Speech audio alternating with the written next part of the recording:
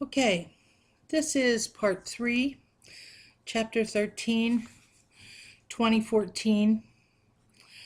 All right, spring of 2014, excuse me. We left off with bimodal and the definition of bimodal. And why does this occur? Well, first of all, as we've mentioned before, voters have become more partisan. They see important differences between the two parties. Ideologically, they see differences. They identify with one, and they favor parties that share their ideology. The way congressional districts are drawn for House members as safe districts help protect one party or the other, and that's really up to the state legislature and the party that's in charge in the state legislature. Voters are more partisan because Congress is more partisan. And last, the role of seniority. Chairmen have been there the longest, more control, and they have more control. And they have power in their voice. Knowing whether a member is a Democrat or Republican will tell you more about them than any other fact. Okay. Caucuses. A caucus is an association of members of Congress created to advocate a political ideology or a regional or economic interest. Types of caucuses. Please refer to the chart in your book. There's an inter-party caucus, a personal caucus, and a constituency caucus. Congress is organized by committees, as we have said previously. There are standing committees. These are more or less permanent groups. They have specific legislative responsibilities. There are select committees, groups appointed for a limited purpose, and usually lasting for only a few Congresses, usually done if in fact an investigation is in order. There are joint committees, which have members from both the House and the Senate. There are conference committees, which are made up of representatives and senators appointed to resolve the differences in a version of a piece of legislation that has gone through both sides before final passage and sent to the president's desk. Usually, the ratio of Dems to Republicans on a committee is roughly corresponds to their ratio in that House of Congress. Standing committees are the only ones that can propose legislation by reporting the bill out to a full House or Senate. Seniority on the committee governs the selection of chairman. The effect of changes. Greater power is given to individual House members, and power of party leaders and committee chairmen was lessened after the 1990s.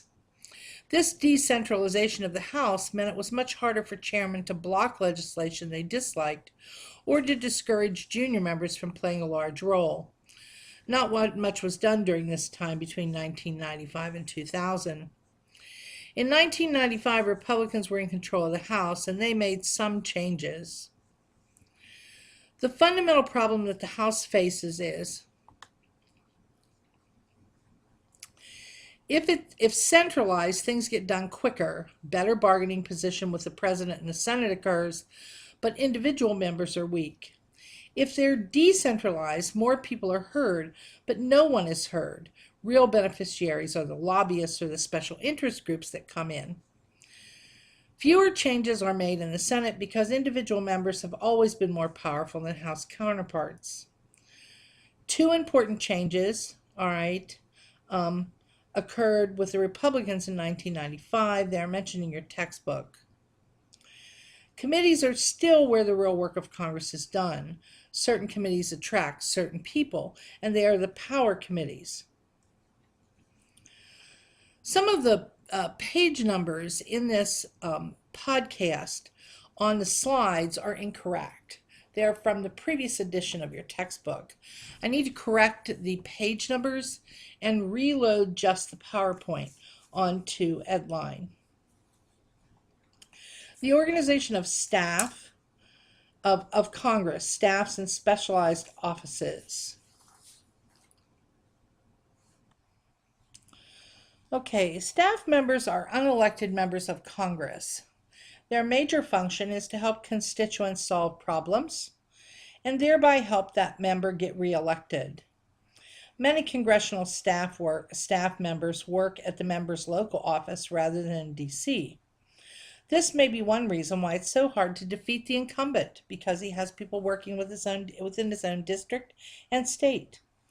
Staff members also devise proposals, negotiate agreements, organize hearings, draft reports, meet with lobbyists, etc. They also have what's known as an entrepreneurial function. They find a proposal, they sell it to the boss, and they look good. Staffs have rapidly been growing, and that's because there is more legislative work to be done to operate the government. They have altered the work environment of Congress. Staffers act as negotiators, so members of Congress are more likely to deal with each other through their staffers than personally.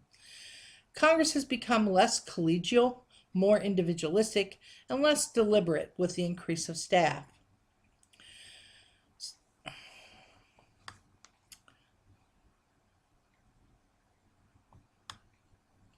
Staff agencies.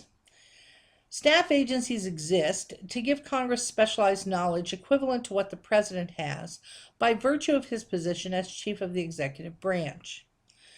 The following are the most important staff agencies. There's the Congressional Research Service, better known as CRS. It's politically neutral.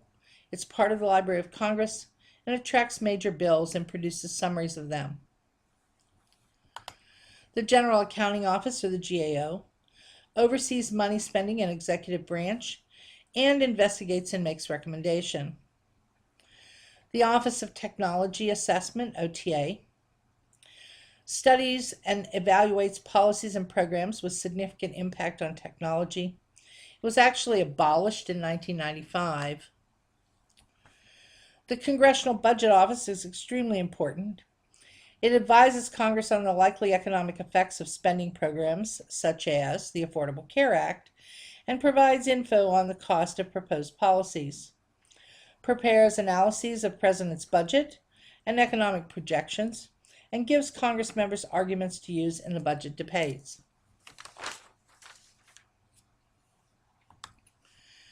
At this point, we're going to do how a bill becomes a law, but I'm going to do this in class.